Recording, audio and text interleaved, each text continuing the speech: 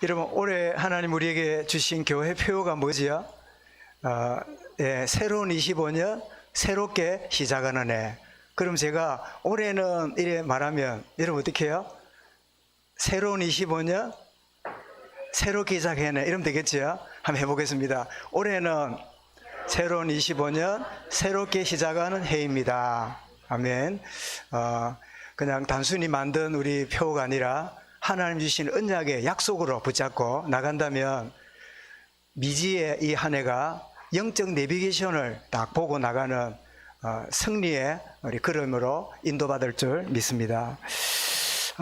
우리가 하나님을 얼마나 열심히 섬기느냐 하는 것보다 하나님을 알고 하나님과의 관계를 잘 누리는 게 꼭 필요합니다. 여러분, 하나님과의 관계가 잘 안 된 사람이 하나님을 위해 살겠다 이러면 그게 짐이 돼요. 그리고 늘 그 마음속에 하나님을 만족시키지 못한다는 죄책감과 부담감이 늘 그 마음속에 있어요. 그걸 보고 뭐라 그러죠? 종교인이라 그래요. 종교인은 하나님 아닌 자기만의 하나님 어떤 형상을 만들어 놓고 그것을 잘 해야 하나님 기뻐한다라고 착각하며 그렇게 살아가요.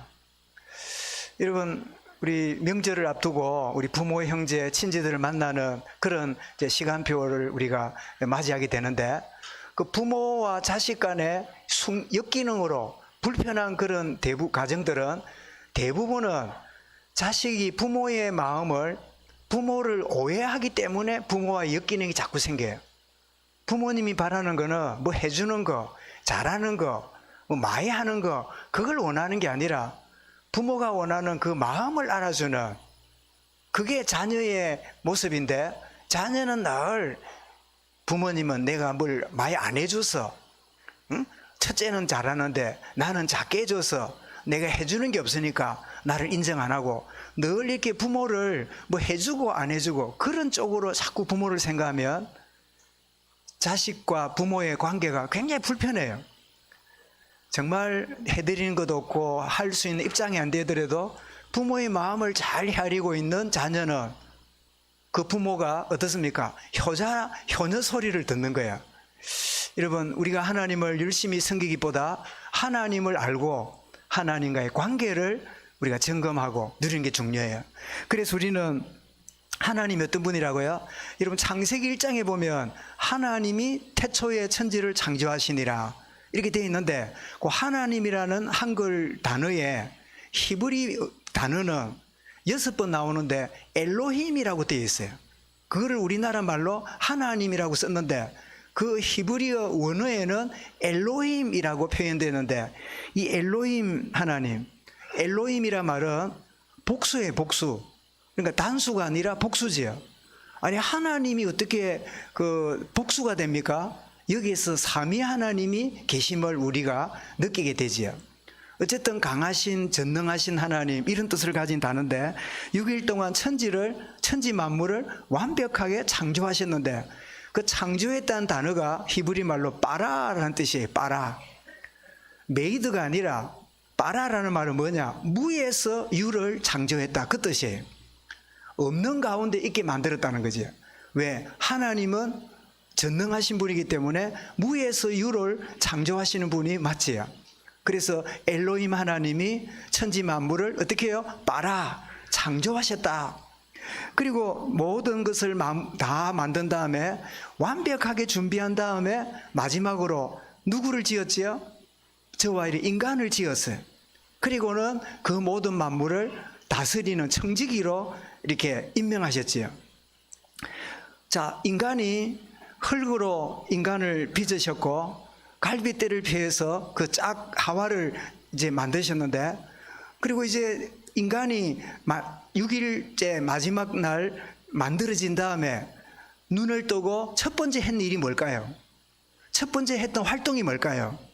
제7일 안식을 누리는 거예요. 여러분, 주일은 실컷 일하고 주말이 아닙니다. 주일은 한 주의 첫날이에요. 하나님과의 관계를 점검하고 월요일부터 토요일까지 달려가는 거예요. 그래서 불신자들은 주일을 주말이라 그래요. 휴일이라 그래요. 주일은 결코 주말이 아니라 주초입니다. 그래서 달력을 보세요. 달력을 보면 주일이 주말에 있습니까? 주초에 있습니까? 주초에 그려져 있잖아요.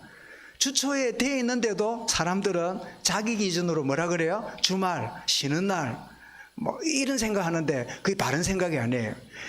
창조된 인간이 처음 했던 활동이, 처음 했던 일이 뭐냐? 안식을 누리고 하나님 안에서 행복을 누리는 게 첫 번째 일이에요.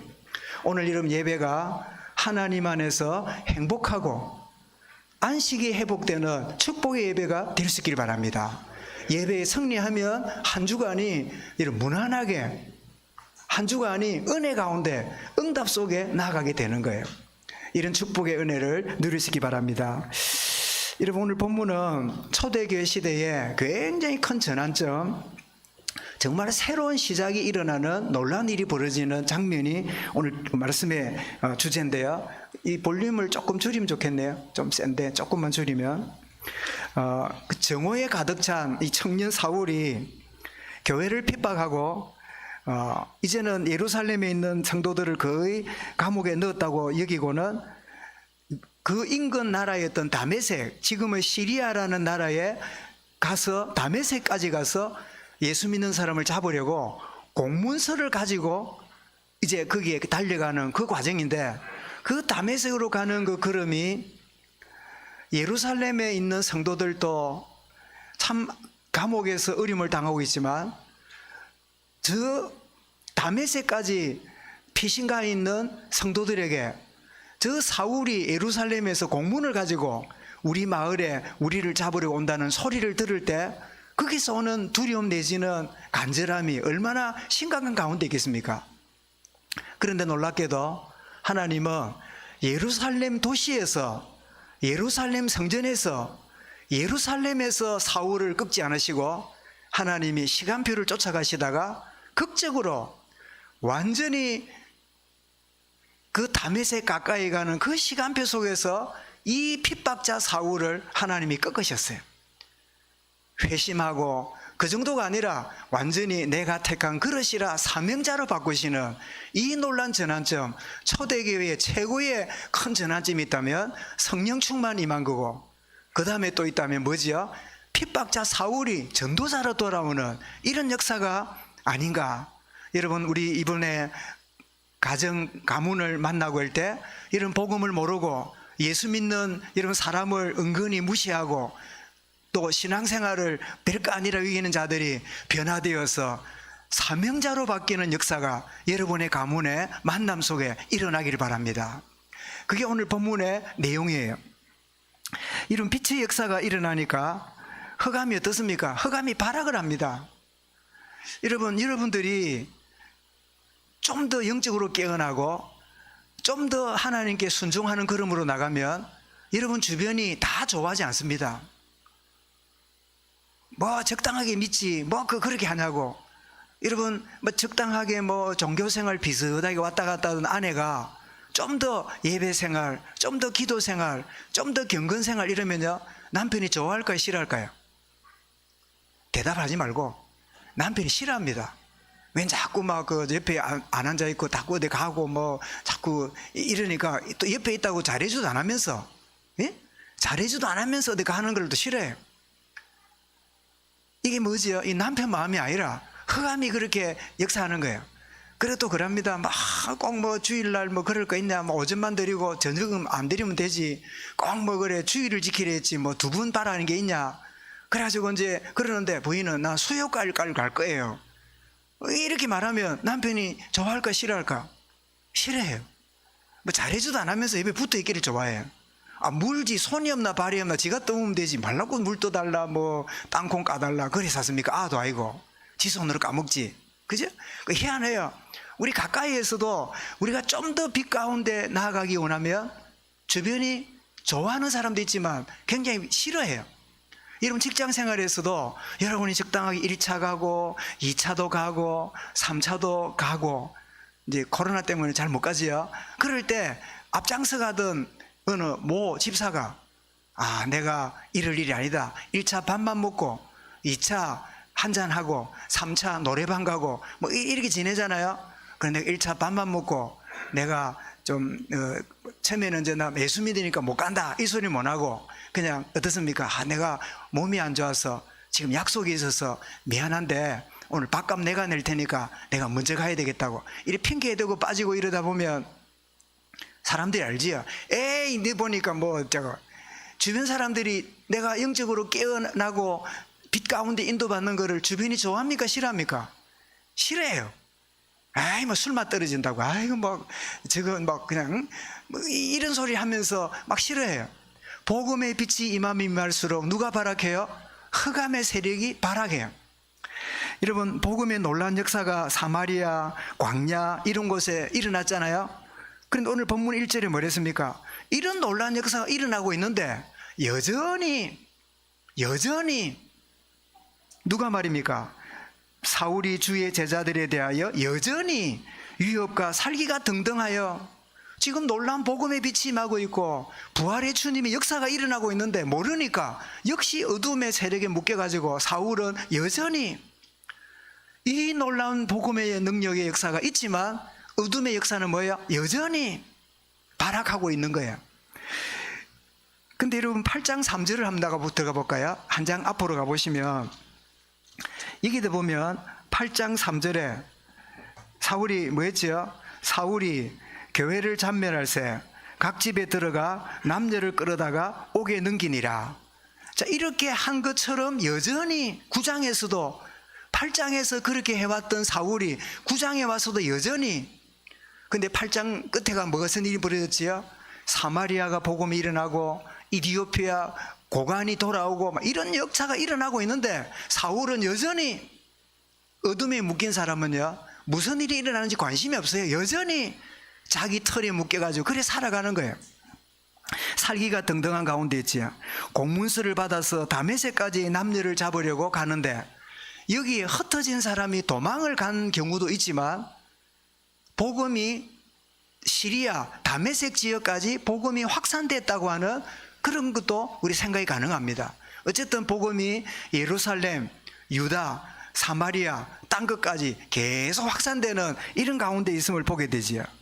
여러분 복음운동, 생명운동, 제자운동이 일어나면 어둠의 세력도 여러 모양으로 방해를 합니다. 이걸 우리가 염두에 두어야 돼요. 내가 왜 주의 말씀을 쫓아가고 순종하고 나가는데 왜 자꾸 문제가 오고 자꾸 길이 막히고 왜 자꾸만 이렇게 될까? 여러분 그렇게 할 때 내가 가는 길이 반드시 하나님의 길이기 때문에 어둠이 이렇게 장난치고 있구나. 여러분 그 일에 의연해야 돼요. 그게 주저하고 막 거기 타협하고 그거를 막 무마시켜 보려고 버벅거리고 있으면 우리가 말려 들어가요. 이제 누가복음 22장 53절에 보면 가룟유다가 배반하고 예수님이 잡혀가서 그 대제사장 앞에 이게 친문을 받잖아요. 그때 주님이 하신 말씀이 이겁니다. 내가 날마다 너희와 함께 성전에 있을 때 내게 손을 대지 아니하였도다. 그러나 이제는 너희 때여 어둠의 권세로다. 빛 대신 주님에게도 이 종교인들이 어둠의 권세에 종노릇하고 있음을 주님이 말씀하셨어요. 여러분 고린도 전서입니다. 전자가 빠졌네요. 16장 9절에 보면 내게 광대하고 유효한 문 전도에 큰 문이 열렸는데 그 다음에 뒤에 뭐라고 말합니까? 대적하는 자가 많음이라. 전도에 큰 문이 열리고 있지만 사울 주변에 누가 있어요? 대적하는 자가 많이 일어나는 이게 당연한 일이라는 거죠. 여러분 우리 흔히 말씀드린 대로 알지요? 빛이 강하면 강할수록 뭐도 진해진다고요? 그림자도 진해지는 겁니다. 여러분 예배 마치고 마당에 나가보세요. 지금 햇살이 나와 있네, 그죠? 해가 굉장히 밝게 비치면 이런 붙어있는 그림자가 진합니까 연합니까? 그림자가 진해요. 날이 흐린 날은 그림자도 희미해요. 저와 여러분이 영적으로 어둡게 있으면 사단이 별로 건드리지도 않아요. 어둠도 별로 이거는 내 밥이다 싶어서 별로 그냥 이렇게 일도 안 해요. 우리가 빛 안에 더 인도받게 되면 어둠이 이런 모양 저런 모양으로 발악하고 활동하는 거지요. 그러나 이 핍박자 어둠의 권세에 묶인 이 사울을 하나님은 다메섹 도상에서 회심시키고 변화시킵니다. 이런 가는 길에 부활의 주님이 빛 가운데 임했습니다. 3절에 나오지요. 그런데 26장 13절에 보면 해보다 더 밝은 빛이라 그랬어요. 여러분, 세상에 햇빛보다 밝은 빛은 없어요. 그런데 햇빛이 감당하지 못할 더 밝은 빛이 임했는데 그게 뭐죠? 부활의 주님의 임재입니다. 이 임재의 축복을 누리게 되지요. 음성이 들립니다. 7절에. 그런데 같이 가던 다른 사람은 사도행전 22장 9절에 보니까 말을 듣기는 듣는데 말을 이해 못하는, 깨닫지 못하는 그런 상태에 들었는데 그 상황이 이제 부딪히는데 사울은 빛도 보았고 주의 음성을 듣습니다. 근데 음성을 듣는데 사울이 거꾸로 져서 앞을 보지 못하니까 묻습니다. Who are you? 당신이 누굽니까? 누굽니까? 이러니까 전혀 상상하지 못한, 전혀 애기치 못한 음성이 들리는데 그게 뭐죠? 나는 네가 박해하는 예수라. 나는 네가 박해하는 예수라. 네가 종교의 틀에 묶여있고 신념에 묶여있고 바리새의 그 의무감에 빠져있는 그런 짓을 하고 있느냐? 왜 네가 나를 박해하느냐? 여러분, 사울은 주님 박해했습니까? 교회 박해했습니까? 성경이 뭐랬지요? 교회를 박멸하고 교회를, 남녀를 끌어다가 그는 눈에 보이는 교회를 박해했어요. 근데 주님 뭐라고요? 그 교회가 내 몸이다. 왜 나를 박해하느냐? 여러분, 교회가 우습게 보이는 분이 있으면요, 심각한 일이에요. 교회가 여러분 주님의 몸입니다. 여러분, 교회에 된 우리 성도 한 사람 한 사람이 얼마나 소중한 존재인지 몰라요. 여러분, 누구라고요? 주님의 몸입니다. 주님의 지체예요. 그래서 여러분, 뭐 이런 사람 저런 사람 다양한 사람이 교회 공동체에 있을 때 문제가 있는 사람도 있을 수 있고 여러 사람들이 있지요. 그러나 주님의 몸임을 기억할 때 함부로 평가하거나 대할 수가 없어요. 주님의 몸이에요. 바울은 그걸 알고 우리 몸에 여러 지체가 있는데 우리는 한 몸을 이루는 거라고 그렇게 말씀하잖아요. 한번 따라합시다. 나는 주님의 몸이다. 옆에 말합시다. 당신은 주님의 몸입니다. 예? 주님의 몸을 이루는, 바울은 교회를 핍박하고 예수쟁이들을 잡아넣는데 주님 오셔서 네가 왜 교회를 핍박하느냐 안 하고 뭐라고요? 왜 나를 핍박하느냐? 교회가 바로 주님의 몸임을 말씀하고 있는 거예요. 여러분, 눈에 보이는 가시적인 교회 쳐다보고 단줄로 착각하지 마시기 바랍니다. 보이지 않는 하나님의 몸으로 피로 값주고 사신 자기 교회를 주님이 붙잡고 계시는 거예요. 이제 그래서 주님의 몸임을 알려주는데, 그리고 나서 이때는 해도 별로 내용이 없는데 26장 18절부터 16절 18절에 보면 이 아그리빠 왕 앞에서 이 다메섹 도상에 주님 만난 사실을 간증을 하는데 보면 거기에다가 이렇게 말합니다. 사울이 빛만 보고 소리만 들은 게 아니라 어떤 일이 벌어졌냐? 일어나 너의 발로 서라. 내가 내게 나타난 것은 네가 나를 본 일과 장차 내게 나타날 일로 너로 종과 정의를 삼으려 함이니 이스라엘과 이방인들에 가서 내가 너를 구원하여 그들에게 보내어 그 눈을 뜨게 하여 어둠에서 빛으로 사탄의 권세에서 하나님께로 돌아오게 하고, 사울 너를 사탄의 권세에서 빼내듯이 너를 통하여 또 다른 사람을 그리 하겠다는 거죠. 그러면서 그 다음에 뭐라 했냐? 18절 끝에 보면 제상과 나를 믿어 거룩하게 된 무리 가운데서 기업을 얻게 하리라. 결정적으로 지금까지 사울의 구원관이 뭐지요? 행함으로, 율법을 지킴으로, 규칙을 잘 준수함으로, 하나님을 위해서 열심히 내면 구원받는다 생각했어요. 근데 여기서 뭐라고요? 믿음으로 의롭게 되는 것을 주님이 이때에 깨닫게 하십니다. 행위로 구원받는 게 아니라 은혜로, 믿음으로 구원받구나, 이것을 사울에게 깨닫게 하셨어요. 어느 순간에요? 다메섹 도상에서. 그러니까 사도 9장에는 그런 내용이 안 나오는데 26장에서 자기 그 회심했던 지난날을 간증할 때 그 내용이 26장에서 나와요. 바울이 9장에서 회심했고 22장과 26장에서 회심한 사실을 간증하는 내용이 두 번 나오니 총 3번이 나오는데 전체를 보면 이 부분을 우리가 이해할 수 있어요. 여러분, 이 사울이 주님께 돌아오는 거 정말 천지개벽 같은 놀라운 일입니다. 유대인들도 놀라고 초대교회 성도들도 깜짝 놀랄 일이에요. 이해 못하는 일이에요. 저 인간은 절대로 교회에 나오거나 절대 예수 믿을 사람이 아니라, 혹시 여러분 중에도 지금은 중직자가 되었고 지금은 이 자리에 예배하지만 그러기 전에 여러분 가족들이나 집안에서 저 친구는 절대로 예수 믿을 사람이 아니고 절대로 교회에 나와서 예배할 사람이 아니다, 그런 사람이 막 있었을 거예요. 손 들어보라면 또 예배신 그러니까. 글쎄요, 우리 저 박만덕 성도님이랑 지금 계속 개인 양육을 하고 있는데 그 이제 한 5번을 했는데 첫 번째만 해도 뭐 질문이 얼마나 많은지 몰라. 목사님, 예수 안 믿어도 착한 일 많이 하면 천국 간다는 말을 어떻게 생각합니까? 누가 이런 말하고 저런 말하는데, 예, 대부분의 사람은 그렇게 생각합니다. 그러면 예수님이 이래 말해야 됩니다. 자, 내가 너희 죄를 위하여 십자가에 죽는데, 자, 요거 1번, 이 믿음으로 천국 오든지, 두 번째, 착한 일 많이 해서 천국 오든지 너가 골라라.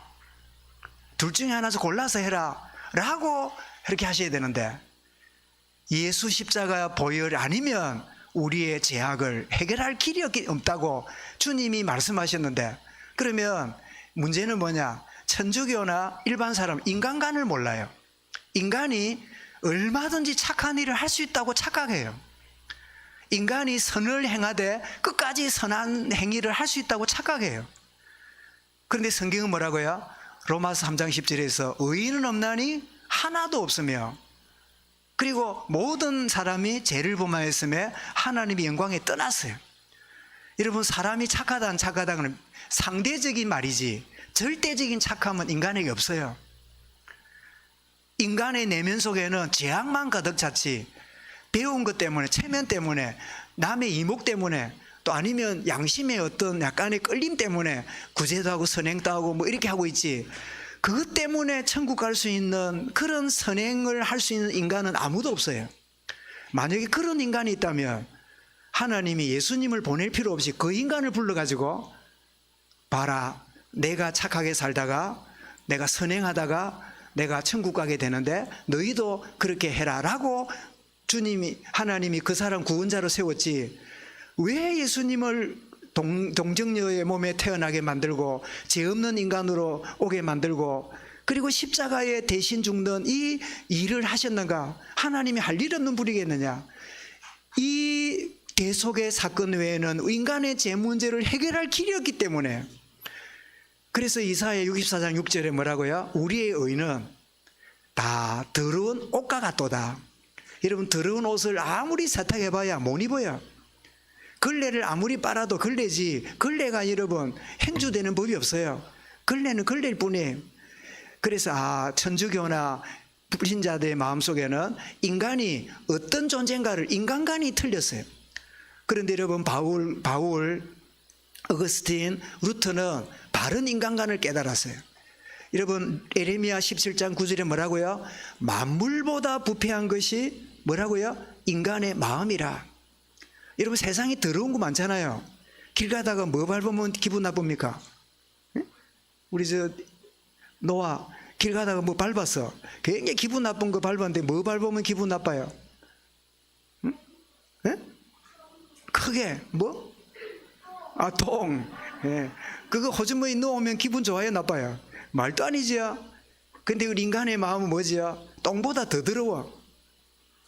이게 여러분, 나는 착한데, 나는 정직한데, 나는 성실한데, 여러분, 하나님 앞에 서면 우리의 허물이 드러날 뿐인데, 거룩한 하나님이 기준 앞에 안 서니까 내가 괜찮은 존재 보여. 왜? 누구보다 나아 보이거든. 내 누구보다 괜찮아 보이거든. 내 주변을 볼 땐 나보다 잘하는 사람 없어 보이거든. 그 자기의에 빠져 있는 거예요. 그치? 하나님의 구원의 은혜를 저버리고 내가 그럼 내 행위대로 구원받을 수 있다 생각하는 사람은 그냥 살면 돼요. 그러면 심판대에 뭐르지요? 행한 대로 심판받는 있으니까 우리는 지은 죄를 은혜로 해결받았기 때문에 구원받는데, 행위로 구원받겠다는 사람은요, 행위 때문에 모자라서 지옥 가는 게 마땅해요. 내 믿음대로 될지니라. 행한 대로 가면 되지, 행한 대로 가요. 이제 행함으로 구원받을 수 없는 이 우리의 연약함을 알고 그리스도를 나의 주님으로 고백하는 것, 이게 은혜인데 바울이 깨달은 게 뭐죠? 믿음으로 얻게 되는 이 축복을 누리게 된 거지요. 이런 여러분 구원의 역사가 바울뿐입니까? 지금도 여러분 저와 여러분 이 공간 안에 예배 드리고 있는데 지금도 곳곳마다 237 5천 종족 속에 지금도 이 구원의 역사를 하나님이 일으키고 있음을 믿으시길 바랍니다. 그래서 우리는 전 세계와 선교지를 두고 중보기도를 하는 겁니다. 하나님이 우리의 기도를 들으시고 지금도 악한 영이 전도자를 해하지 못하도록, 가끔 말씀드렸죠. 그 선교사가 이렇게 와서 선교 보고를 하는데, 선교 보고를 하는 어떤 보고를 하냐니까, 여러분 선교사들에게 한 달에 한 번씩 선교비가 가잖아요. 그럼 선교사들이 은행에 가서 그 돈을 찾아가지고 생활비도 하고 사역비로 쓰고 이러는데, 그거를요 지역에 있는 깡패들이 잘한대요. 그리고 우리 후원하고 이경근 선교사 필리핀에서 은행에 돈 찾아오다가 기관총으로 맞아가 하반신 불구돼 갖고 2년을 괴롭 당하다가 회복돼가 지금 말레이시아 가 있잖아요. 그걸 잘 안 돼요. 그래서 이제 그 저녁에 모여서 예배를 드리고 있는데 깡패들이, 그 강도들이 주변에 와서 그 집안을 다 털고 돈을 빼앗아 가려고 그 집을 포위하고 접근해 왔대요. 그런데 웬일입니까? 그 집에 딱 가까이 왔는데 세상에 그 집에 보니까 큰 하얀 천사들이 몇 명이 떡 서서 있는데 감히 들어갈 수가 없더래요. 아무리 이런 양심 마비된 깡패라도요, 그 거룩한 존재가 또 집안을 듣고 있으니까 이거 막 감히 경외로서 손발이 얼어서 움직일 수 없더래요. 그래서 그들이 못 들어가고 그 다음날 또 갔대요. 또 갔더니 또 그들이 또 있더래요. 그래서 그때 깡패 중에 한 명이 마음에 이게 하나님이 이렇게 하시는구나 하고는 그 선교사님 집에 들어갔대요. 남들은 다 자기 집에 가서 이야기했대요. 선교사님 사실은 여차여차 이랬는데 여기 이런 일을 보고 내가 하나님을 거부할 수 없어서 내가 나왔습니다. 제가 주일학교 출신입니다. 주일학교 교회를 다녔다가 타락해서 깡패가 강도가 됐는데 내가 이래 돌아왔습니다. 그런 일이 있었다고 선교사님이 선교 보고를 하는 거, 어느 교회에 와서. 그래서 그 날짜나 이래 말했더니 몇 명의 성도들이 박수를 치면서 할렐루야 그러는 거예요. 그리고 왜 저런가 했더니요, 그 선교사님을 위해서 중보기도하는 팀이 거기에 있었어요. 그 시간이 언제냐? 기도하는 그 시간에 하늘 군대가 그 선교사님 선교지에 방문한 거예요. 여러분, 우리의 기도가 놀랍지 않습니까? 막 기도해도 되고 안 해도 되고 뭐 어쩌고 저쩌고. 여러분, 하나님은 우리의 기도에 응답하십니다. 그죠? 하늘 군대가 동원된다는 메시지뿐 아니라 실제입니다. 여러분의 자녀가 눈에 안 보입니까? 이런 가족이 눈에 안 보입니까? 주변에 있는 보이지 않으면 불안합니까? 기도하시기 바랍니다. 하늘 천군 전사가 여러분의 자녀와 관련된 모든 곳에 주님이 역사하신다. 지금도 구원의 역사를 이렇게 가신다. 멀리 있는 아들들이 나올 것이요 딸들이 안겨올 것이라. 빛을 발할 때 주시는 언약이지요. 여러분의 아들들이 멀리 있습니까? 딸들이 여러분 믿음에서 처져 있습니까? 때가 되면 멀리 있는 아들이 돌아오게 될 겁니다. 딸들이 안겨오게 될 겁니다. 이 자리가 여러분 모자라서 엑스트라 의자를 둘 만큼 하나님 역사를 시간표를 바라볼 수 있길 바랍니다. 하나님, 내가 이 자리에 있지만 하나님은 지금도 사울을 꺾어서 전도자 만들듯이 그렇게 해가신다. 이 그림이 그려져야 기도도 돼요. 그림이 안 그려지면 기도가 안 돼요. 안 될 건데 내 기도 안 듣는데 동일한 하나님의 역사에 있음을 믿으시기 바랍니다. 자, 전도자로 사울이 세워집니다. 일어나서 다메섹으로 들어가라. 그래서 다메섹으로 들어가는데 앞을 보지 못하니까 남들한테 끌려서 들어가겠지요. 핍박자였던 사울이 이제는 전도자로 끌려가는 그름입니다. 눈을 발짝 뜨고 핍박자로 사느니 눈 감아도 끌려다녀도 하나님의 사람으로 사는 게 축복이에요. 이 사울의 생애가 지금 비참하게 눈을 보지 못하는 가운데 있지만 남에게 끌려 들어가는 존재지만 그 인생이 축복의 시작의 걸음이에요. 혹시 여러분 고난이나 말할 수 없는 큰 낭패나 생각지도 하기 싫을 만큼 큰 낭패 자리 있습니까? 그것이 오히려 여러분의 남은 생애에 하나님의 새로운 축복을 보는 전환점이 될 수 있음을 믿으시기 바랍니다. 아, 내가 원하는 대로, 내가 바라는 대로, 내가 딱 생각한 대로 잘 되어진다. 그러면 하나님 잘 생길 건데, 예, 그래도 하나님 잘 생기면 그래 하실 겁니다. 그러나 하나님은 우리의 내면을 아십니다. 우리의 신념을 아십니다. 나의 깊은 기준을 아십니다. 내 속에 있는 은밀한 동기를 아십니다. 그래서 하나님 때때로요, 앞을 보지 못하고 남이 끌어가야 될 만큼 그런 참 연약한 존재로 만들어서 하나님이 재창조하시는, 이것이 필요하다면 하나님 그렇게 해 가시는 거예요. 혹시 여러분 가운데 그런 상황 가운데 있으면 기대하시기 바랍니다. 하나님, 나를 내가 아니라 하나님의 원하시는 대로 나의 생애를 인도하여 주옵소서. 그래서 3일간 금식을 합니다. 3일 금식하면서 뭐 했을까요? 이 3일 금식을 했는데 그 9절에 보니까요, 금식을 했는데 해야 되기 때문에가 아니라 자기의 결단인 것 같아요. 9절을 보면 사흘 동안 보지 못하고 먹지도 마시지도 못하니라 해야 되는데, 아니하니라 말은 뭐죠? 자기의 주관이잖아요. 실컷 먹고 힘내고 돌아다닐 때 교회를 핍박했던 내가 먹고 마시는 게 자기는 중요한 게 아니라 내가 식음을 전폐하고 하나님 앞에서 자신을 회개하고 그 하나님을 더 알아가는 이 복음의 열정이 먹는 것조차 내려놓고 주님을 바라보는 시간이 3일의 시간이지요. 그 사이에 하나님 한편 누구를 부르지요? 아나니아를 하나님이 불러서 가서 안수해서 회복시켜라. 그래서 아나니아 가서 안수했더니 눈을 뜨고 보게 되는데 하나님의 택한 그릇이다. 그리고 성령 충만을 받게 되고 눈을 뜹니다. 여러분, 사울이 눈을 뜰 때 뭐 육신의 눈이지요. 그런데 이 눈은 그냥 눈이 아니지요. 여러분, 어떤 분이 그러더라고요. 우리 사람한테는 이 시력이 4개가 있다네. 4개. 4개가 뭐냐? 첫 번째는 내안, 내로 아는 지식인 거지요. 두 번째는 뭐냐? 그것은 심안, 마음으로 아는 눈. 그리고 감각으로 아는 유감, 감각적인 유감, 내안, 그리고 이 심안, 마음으로 보는. 그런데 우리에게는 한 가지 더 있어요. 그게 뭐지요? 영안입니다.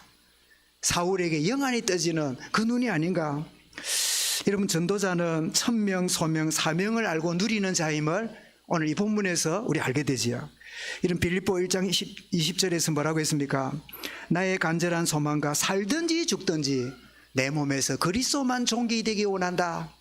이것이 전도자의 중심이지요. 여러분, 결론입니다. 우리는 복음의 빛을 받은 자입니다. 이건 사실 고린도서 4장 6절부터 11절 그 내용인데요, 예수 그리스도를 통하여 하나님 아는 영광의 빛을 가진 자가 우리입니다. 우리가 뭘 가졌다고요? 하나님을 아는 영광의 빛이 우리 속에 임했어요. 그리고 더 나아가서 민수기 6장 25절 26절에 보면 제사장이 기도할 때 기도하면 이런 복이 임할 거라고 했던 말씀인데, 여호와는 그 얼굴을 내게로 비추사 은혜 베푸시고 나며, 26절에는 여호와는 그 얼굴을 내게로 향하여 드사 평강 주시기 원하노라. 그러면 내가 제사장의 축복대로 내가 축복하리라. 이 말씀, 여호와의 영광의 빛을 아는 이 빛을 우리 속에 주셨다. 그리고 뭐라고 말합니까? 7절에 이럽니다. 질그릇 같은 나에게 보배를 주셨다고 했어요. 그리스도가 누구지요? 나의 보배입니다. 밭이 아니라 보배를 가진 자, 하나님 안에 있는 심히 큰 능력이 내게 임했댔습니다. 더 나아가서 8절부터 11절에 보면 우기에 쌓임을 당하여도 쌓이지 않고 답답한 일을 망해도 낙심하지 않고 박해받아도 버림받지 않고 거꾸로 뛰림을 당하여도 망하지 않는. 왜냐? 오히려 그러면 그럴수록 예수의 생명이 더욱 나타나는 이 축복이 누구예요? 빛으로 임한 그 하나님의 은혜가 우리 가운데 있다는 거예요. 이 빛이 뭐지요? 바로 예수 생명, 예수 빛이지요. 저와 여러분들은 복음의 비단에 날마다 재창조의 역사를 보는 주역들입니다. 바울을 불러서 전도자로 만드신 부활의 주님의 그 역사가 저와 여러분의 생애가 계속되기 바라고, 또 우리와 관련된 모든 곳곳마다 기도하게 될 때 하나님이 이런 사울 같은 인생들이 주께로 돌아오는 회심의 역사가, 전도자로 일어나는 재창조 역사가 일어나는 이번 명절 우리 생애 되어줄 수 있기를 주 이름으로 축원합니다. 하나님 감사합니다. 복음의 빛이 임하게 될 때 재창조의 역사에 일어난 이 놀란 축복이 내 가운데 나와 관련된 모든 곳에 일어남을 보는 이 한 주간과 우리의 생애가 되게 하여 주옵소서. 예수 그리스도 이름으로 기도드리옵나이다. 아멘.